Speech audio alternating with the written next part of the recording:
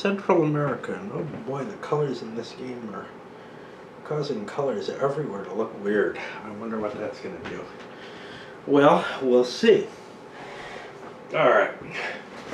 So, if you've been watching my playthrough, you'll understand that I've ascertained that I'm not a big fan of this game. I never really have been. But I think at least I understand the why a little better at this point. Which is that the subject matter doesn't really interest me. It's hard to find anything, really damning to say about it. Honestly, I think it's a pretty damn good simulation of what it's trying to simulate. But the what it's trying to simulate is sort of the difficulty for me. And there's no, it's not clear when you're, looking at the shelf or even looking in Board Game Geek, what the game precisely is going to be about. You're thinking, ooh, it's a counterinsurgency type thing. It doesn't really say that. It says the United States' backyard war. But all the political news, all the news that was coming across at the time, was really at a high level. It wasn't into the military details. And this is really a detailed operational view of slices in that broad Central American, the revolution without borders, whatever you want to call it. That's one of the scenarios. But yeah, it's a situation where you're looking at both communist and I don't know what to call them. Reagan called them freedom fighters, but and the news called them death squads. Various different organizations, this sort of multi-insurgency situation that was going on in Central America, where all the governments were trying to destabilize each other based on input coming from the two major polar superpowers of the United States and the Soviet Union.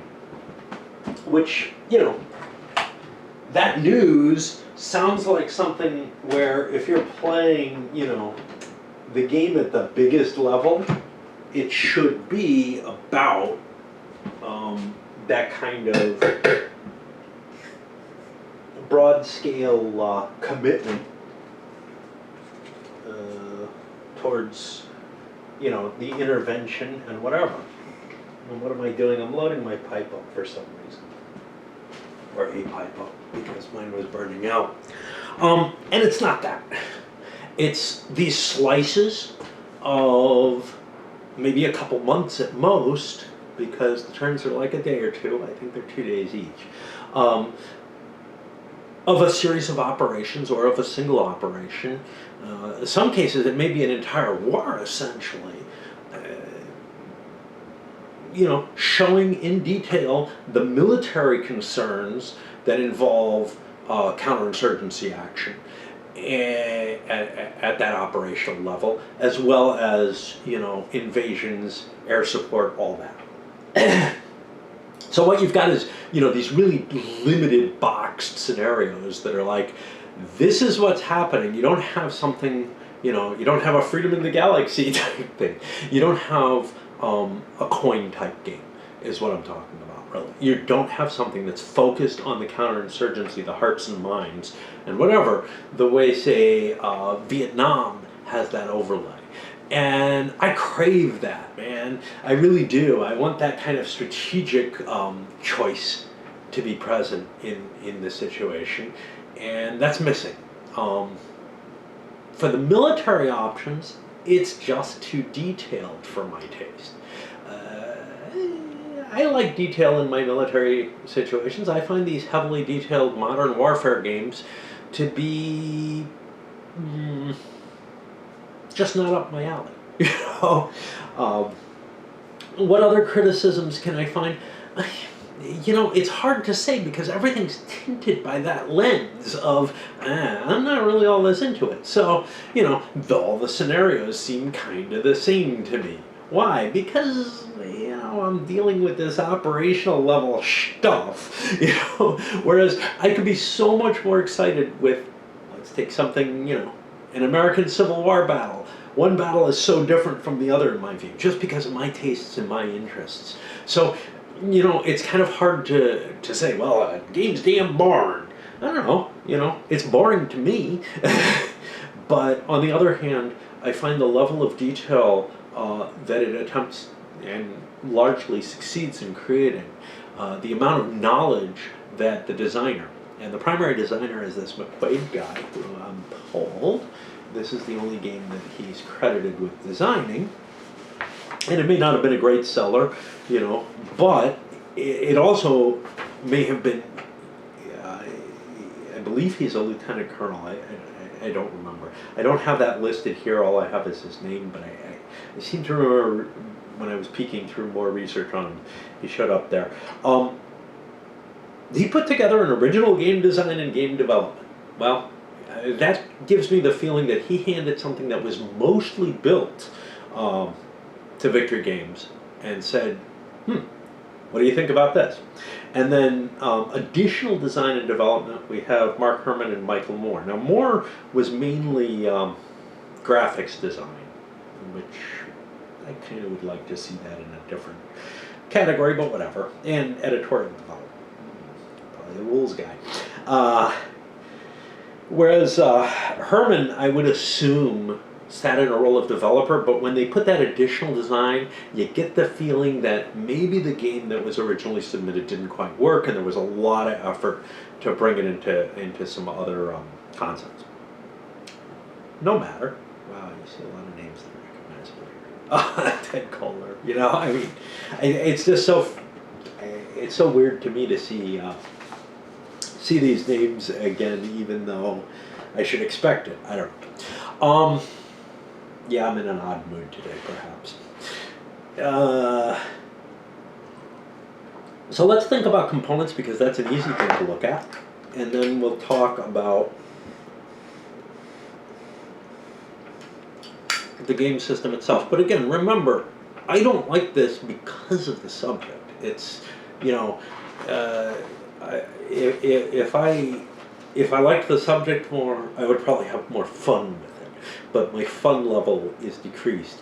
I wouldn't mind a lighter game on the subject, but it's kind of the same thing, you know. A lot of games came out in the 90s on sort of weird subject matter, a little later than this, especially from games like, from companies like 3W and stuff. They came up with these, and they were these really stupidly simple games, and it's like, well, why is this any different from, you know, the Avalon Hill Classics, from whatever? You know, they all felt very, very cut and paste, and it was just, you're putting the same designs on a topic. This is absolutely not that. But, you know, when I say, hey, I'd be into something that was a little lighter, a little bit more abstract, at a higher level, whatever you want to call it, about the same subject matter, that's true. But I'm essentially asking for the kind of thing that I always hated.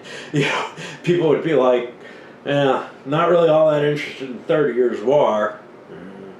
But the other side of it is, and it seems like every other game. This is not that case. This is the, let's do a deep dive in this particular subject matter, and let's get it as right as we can. And I'm the person who's sitting on the outside of, yeah, but I'm just not that interested.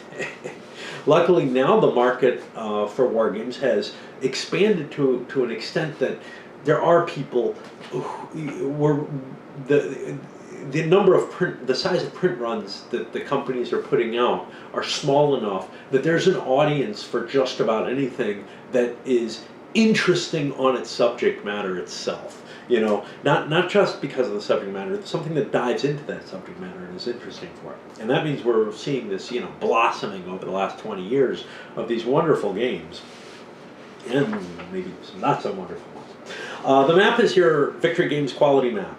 It's a little garishly colored, not anywhere near as bad, in my opinion, as Omaha Beachhead, but, you know. this is something I don't usually complain about. There's a fair stacks of items inside each hex, and I feel like it would be this would be a game where if the map was a little larger and the hexes were all larger, so that you could have a couple of stacks in a hex or expose some important pieces of information or whatever. I was finding myself using my stacks to, like, you know, balancing counters partway on them, tilting them, all kind of stuff. Because there's a lot of information that there's no easy way to express that you find yourself needing to express. And I think some larger hex sizes would have been helpful for that. These little player aids. Each player has their own information record track. That's great. It doesn't need to be done that way. You've also got numerical track on the board that's for something different, if I recall correctly. Yeah, you got the game turn track, which is basically just a numerical track. You know, one big numerical track might have worked for anything, but it's fine that it's here. What's important is that you got these air basing things on them. We'll go more into the air system. Point. Both sides have one. Both players get a player aid set of charts and tables, etc. Much of what you need is in here. There's a lot of rules though, so it can't all just be boiled down to the charts and tables. It's not a, you know, it's not a light game at all. You got these little victory point sheets, which really only apply for a couple of this, for one set of scenarios. A lot of the scenarios are very specific, and you saw me use little blue chits, tiddlywinks for that. The main rule book, it's huge. It feels like it's probably really well written when you first start looking through it. I started finding flaws in it, mainly in terms of cross-referencing.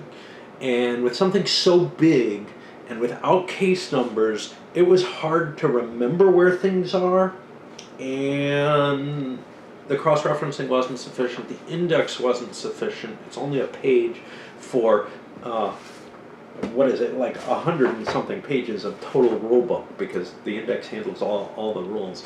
So that kind of saddens me a little bit. This isn't. We'll look at the rules a little bit in more detail. So to play anything where you have where you have intervention troops, basically, or where you're using the optional rules, you need this booklet. And this is what, another 40 pages, but it includes some historical material, which is pretty useful.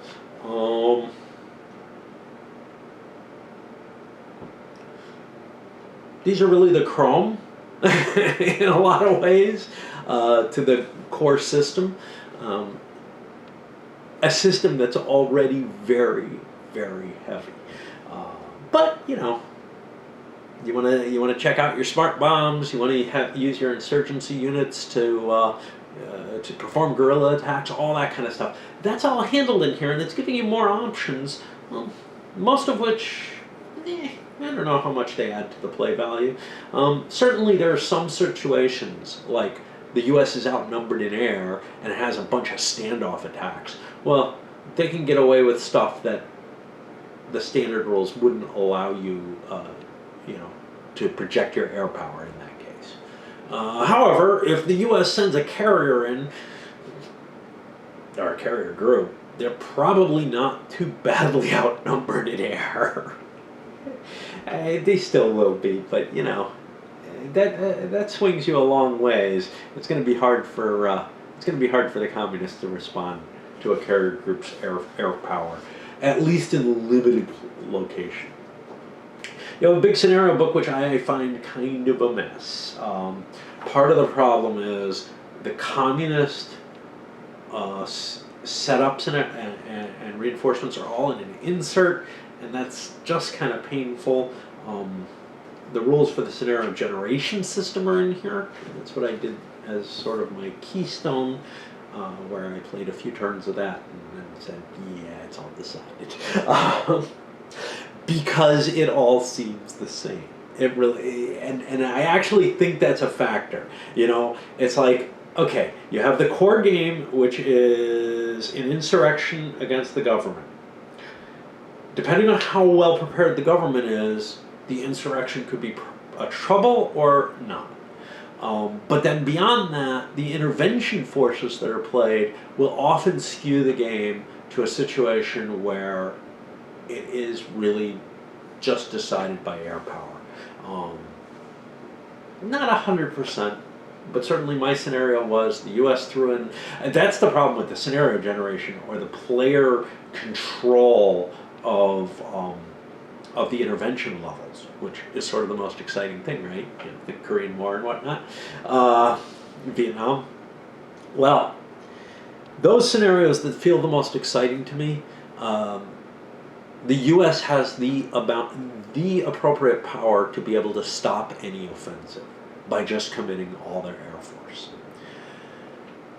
And then the question beyond that is, well, did you want to commit ground troops? And in my game, I said no, because I don't want to show that much of the game off, because I'm getting sick of playing something I don't really enjoy. The counters, yeah, I mauled them by heavily clipping them, but they're not too bad. They're glossy counters, stacking, especially once clipped. Doesn't work very well. You had some spillage. The Poochie map makes them more spilly. They are hard to read. Things have been done in the past, I don't know, even 10 years from this, in the 90s, you were seeing games coming out with ways to make the numbers pop out to you better, using circles and stuff. Circles and stuff are used here, but they're used in a way to express additional information. There's so much information that needs to be expressed in this game that this circle isn't merely, hey, I'm highlighting this number so you can see it, but it's all putting a visible color on the back on it, but it's also there, or more importantly, it's there to express a special capability on the counters. And I understand and respect that at this age. And I gotta tell you honestly, all the time, the victory game counters, I remember in Gulf Strike having trouble seeing them. Well, as my eyes have gotten worse, I'm kind of like, gosh, yeah, the only way I see them is with the camera. Supposedly these glasses should help with that. They make it so I can read, so they're not that bad. But I don't find reading glasses on top of them or anything particularly help. Maybe a huge magnifying glass would. All right, let me look at the time on this video.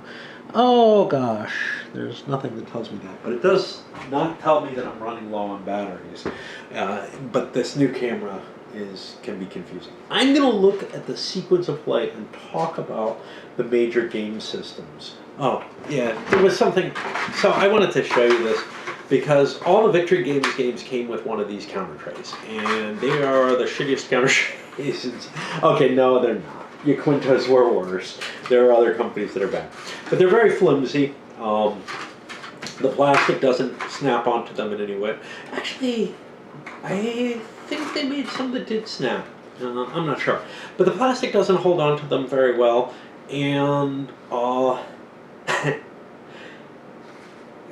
my counters ended up all over the place where, some counter trays wouldn't. I guess if you put a rubber band around it, it'll last for a couple of years until it snaps. Hey, bright spot on that. I mentioned in at least one of my playthroughs, I thought I was missing some counters because I didn't have the Allied supply markers. Well, I found out where they were. They were hiding on the back of the riot markers. No big deal. Except that it caused me some internal disturbance. So, supply. That's the first thing in the sequence of play. The supply rules for the standard game or conventional game are fairly straightforward. You trace back to a road and then back to a supply source. There are supply sources all over the map. I found in the very military situation, I didn't have much disruption of supply. The Sandinistas were falling back from the large insurgency forces that were challenging them, and no one else was really in a position where their supply lines were getting cut. there are potentials in this game to like insert some, you know,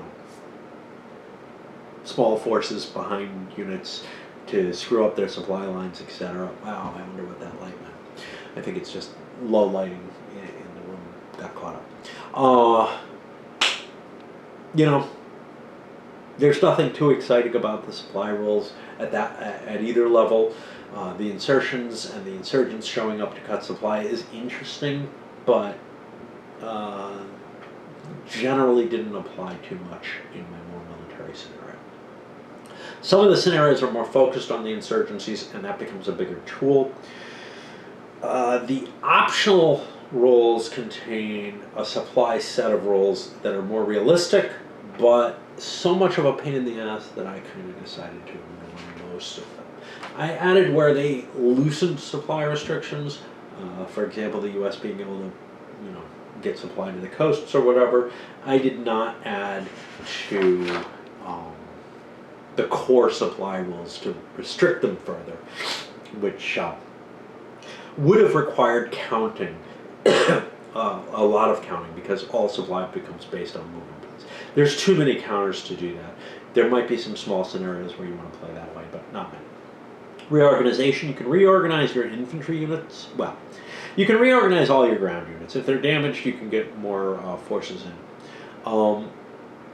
You can reorganize your destroyed infantry units at a slightly higher cost. Again, you know, it's just pulling the units off the line, basically. What was the name of friction points? Oh, no, okay. I was getting confused. I was thinking, where are the friction points on this? Yeah, no. Regular ground unit movement is fairly normal. The insurgency movement is able to kind of slip through through zones of control a little better, and that's kind of neat. They also don't pay movement point costs, so they can travel more quickly. Insurgency placement and counterinsurgency. So again, this is not a game about counterinsurgency. When insurgency units are placing, that's the formation of a military group to go do things right away in the course of the scenario, and a quick deployment of helicopters or planes can disperse that force, and it doesn't form. In terms of the actual mechanism in play, aerial counterinsurgency is almost impossible to stop unless you have dominance over that airspace. So if you have EW capabilities over that airspace, you can prevent, and you have air superiority, you can prevent,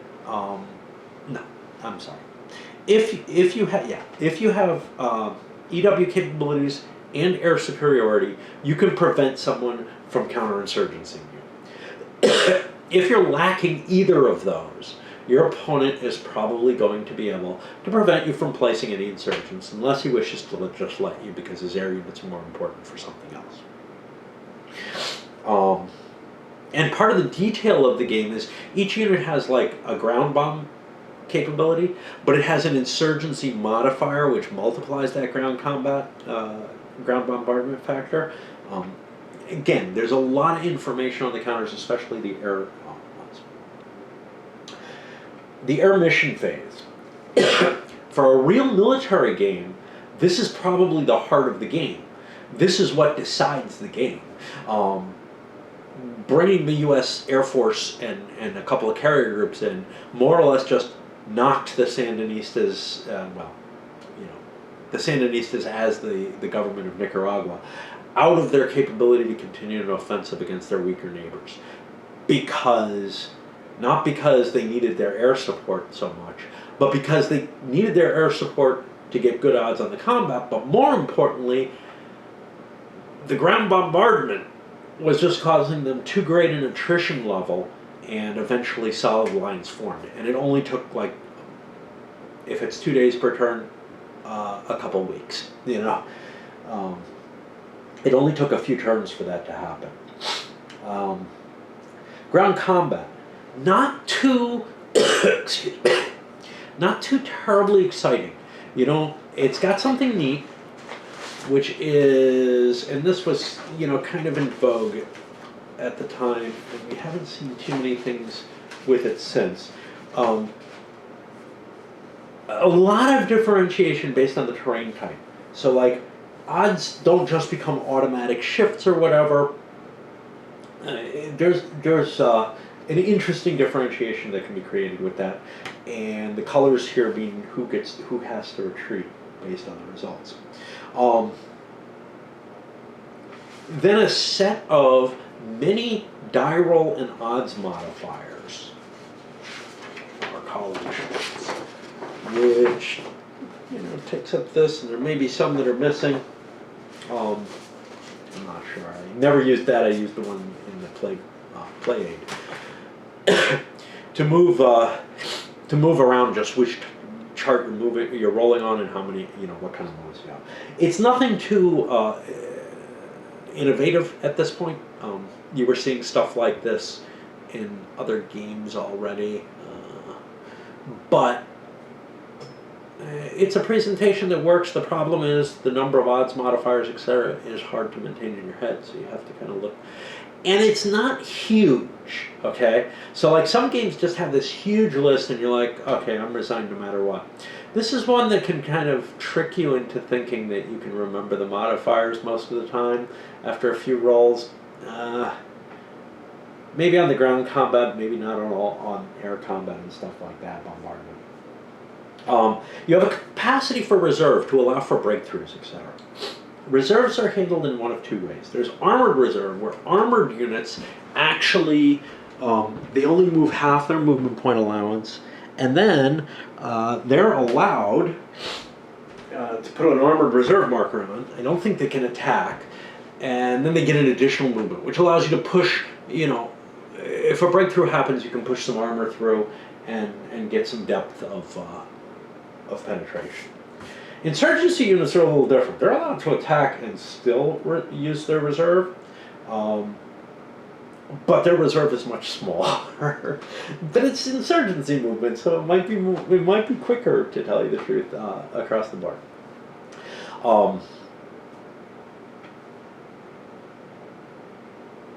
It didn't add a whole hell of a lot to my play. It didn't feel like the kind of, East Front World War II breakthrough capabilities. I don't know if it should. I don't think so in Central America. That's nasty terrain in general, even, but maybe in the clear, where the armor actually kind of works, maybe it should do something. Talking back to the air mission phase, you have two types of air units for the most part in the game. Yeah, there's others. There's VTOLs and stuff, but you have your regular air units, which form into missions and can generally be intercepted, and you have helicopters who are less capable of being intercepted and perform slightly different kinds of missions, but they're all handled in the air mission space for the most part. But the helicopters, for example, attack helicopters may stay in the hex and perform direct combat benefits and all kind of stuff along those lines.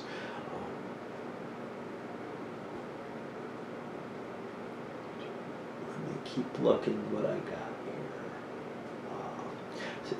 So helicopters, for the most part, deal with the return to base phase, where they might be sitting in a place where they can't remain, and then they're allowed to rebase to someplace they're allowed to be. And then simple reinforcements, which is nothing too exciting. Trying to think if there's anything I really want to say about this. The air combat, again, the modifiers for that are fairly extensive. That becomes the game if it can become the game. The degree of air power and the influence that it has on it is very, very high. But where neither side has much air power, it becomes more of a ground game. What it never is never really a game about maintaining and building up an insurgency. It is a game about the military operations within that framework. There's no grand campaign or anything like that. The closest there is that is the scenario generation game. Those tend to create potentially very long scenarios and very open-ended ones that don't have victory conditions that you'd be used to in a war game. Normally in a war game, it's play X turns and whoever's done the best wins, or something along that lines. For this, you basically have to have your opponent's permission to win the game. Which I find appealing in some ways. There's no question about that. It's the, hey, you're going to admit that I'm doing okay? But it's not like a negotiated thing. It's a matter of, you have a certain victory condition that you met, and you say, look, I'm winning at this level, are you going to let me? And the opponent gets to say yes if they don't think they can do anything further, that'll change things in their favor. Or they say no if they think they've got, some means of degrading their opponent's victory condition. So at the very beginning of the game, the person who's on defense just wins because nothing bad's happened yet in terms of if the opponent agrees not to make the offensive. And let's take a peek at some of the stuff that's more chromy, which is the intervention game rules. Just trying to see if I've got anything more exciting there. We got U.S. naval support. We didn't even use that. We got the U.S. ground units, especially the Marines, which have additional support facilities for them.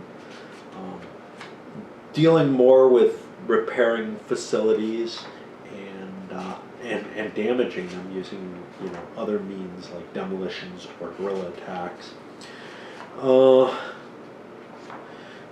The political considerations are usually kind of locked in. Either there's general ones that apply, or there's some specifics for the scenarios. You got special munitions, which are just fun things. You spend extra points, you get better weaponry for specific conditions.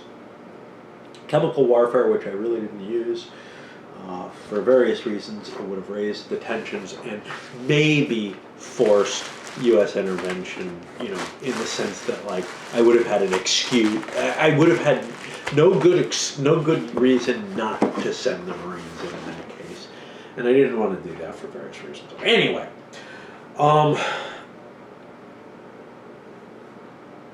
it's hard to really express, what I feel about the game, because I don't want that taint of I'm not that interested in the situation to fall in there. But there is a certain sameness to these scenarios. You start building your way up, and you're like, okay, the soccer war, that was interesting. It was small. I'm kind of excited. Let's see what happens as we make the game bigger. And as you make the game bigger, you make it more of a headache, in my view, in a lot of ways. So, for example, some of the combat situations may become such a clusterfuck that your soak-off attacks and everything are a pain in the ass to deal with, especially in the Fall of Somoza scenario, which was the second one I did. The SS-20 scenario, which I chose not to do, is just this massive air scenario, and I was like, I don't want to play this. So this is actually, let me talk about the air system. So the air system works on this idea of, hey, you got planes on a base, they can fly one mission. Some of the games that Victory Games put out in the same period could fly 2 or 3 missions per turn, whatever that means. Gulf Strike comes to mind for that, maybe the Fleet games, where you're playing this really complex game of putting planes in the enemy's way and saying, do you want to do something about what I'm doing? And I like that at a level of if it were very abstracted. But when I'm dealing with, which planes are at which base so that I can coordinate an attack and everything like that, I start to really be getting overburdened with these decisions. And, so like, if I'm looking at a ground attack across several hexes, there's a lot of stuff that I'm doing sequentially. I'm turning counters to indicate that they moved. I'm figuring out my attacks at various locations, etc. But it's all on a two-dimensional plane where I can see what I've already committed and what I haven't. For the air displays, what you have is these big stacks of planes, and it's much harder to sort of visualize what I've done and what I'm going to do. When I'm doing it, when I'm setting up the ground attacks, I can very clearly see what is being committed and how. With so much emphasis on air power in many of these games, what I find myself doing is I'm trying to optimize over these large stacks and missions that I have that I'm floating in my head that I don't have any visual representation for.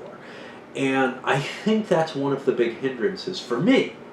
And I kind of think of it as, well, I'm not that interested in, allocating my air resources that way, because I immediately start thinking, well, I would enjoy this a lot better if I had a pile of chips and just put 5 chips down and said, well, that's my air, commitment.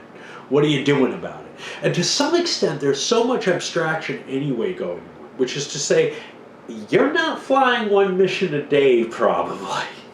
Maybe I don't understand modern warfare. But, even back in World War I, they were flying multiple missions per day with a single plane. I'm assuming the turnaround time is a lot better than it is, or than it was back then. And so, I wouldn't be shocked to see multiple air missions, or here's another thing that happens, and I know this does happen. You commit 1 mission and another one where a single flight is doing multiple things to multiple hexes, essentially, on 1 flight. And again, that's not here. What is here is a very detailed abstraction of the air commands that are being given out. So, why not abstract a little more so it's a little more playable? Because again, the game does not provide you with, and I haven't seen one that does, so don't think I'm picking on this one. The game does not provide you with a really good visualization of the resources and how you're allocating them across the air side of things. And it does not provide you with a detailed enough examination to show you what's actually happening, right? It's somewhere in between. There's kind of a, this is good enough, and that's a decision made in all gaming, but the decision of the level of abstraction to use is still too complicated to really picture what resources you have and what you're committing. And I think a pile of chips, that you're just committing a number or something, might be functionally no less abstract or essentially no less abstract than what you're seeing here, and yet so much more playable. Of course, if you're a fanatic for like the particulars of the values of the air units, and I kind of was when I picked this up, that's not sufficient, But when you're starting to consider all the basing requirements, the rebasing, all this kind of stuff, it does begin to feel like, I'm getting too much headache for the value that I'm getting out of it. And I start, trying to think of something that's just ridiculously more abstracted. I just felt like I was paying too much effort on figuring out what my airstrikes were going to be on any given turn. And, I have to take in mind what the counter, because it's completely, the way the air system works, because it's interceptions based, and the interception range is quite large across the size of the map, it's very much based on not just figuring out what my strike is, but what my opponent could possibly do to my strike. So does that mean instead of sending all these small strikes that can, do the mission that I want to, that what I need to do instead is send enough planes with that mission that there's no interception that's possible? When the reality is, yes, you might have escorts, but you also might have generic counter air type missions that just kind of exhaust the enemy and prevent him from taking, you know, I'm going to fly a bombing run. Well, let's put the fighters out front and fly many bombing runs and have that fighter squadron in a sort of cap type position. Again, depending on how much movement point it's going to be, right? You can't do this at extreme range. But I could, with the some of the movement point allowances on some of the planes compared to how far their mission goal was, I think you could make one hell of an argument for saying, yeah, I could put an air superiority flight out there and just say the bombers are covered by that. And maybe there's some evasion role or something like that. But again, it doesn't cover it in that detail. It does something else, which makes you make these kind of choices that are very similar to well, I'll put 4 air points into that space. Are you going to counter that? Where you really don't need all the detail that you have. Anyway, ran off on a tangent, but I think it's a really important one because so much of these games is based on this kind of detailed abstraction of of air missions and air operations, and it doesn't reach the level of detail that the ground game does, I don't think. Or I think it does. I always say that I don't think. I hate that. My wife started pointing it out to me, and now I'm like, wow, I'm really flawed because of this. I mean, it actually does bother me, not because she says it, but because whatever. But on the other hand, it's just not as playable as the greater sense of detail that you get on the ground game. And that's a problem. Air combat, air operations is a tough thing to put out. And some people do like the fleet games a lot. Some people probably like this or Gulf Strike a lot. Even though they have that abstraction that is both too painful to play and not really representing what's going on. Now you start looking at games like, oh geez, what was the one? That was too much for me. Like this I can handle. That was too much for me. The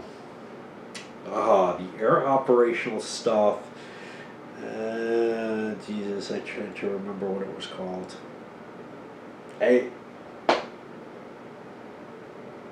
Downtown is part of that series, but there was another. There was one that I actually covered. I did it.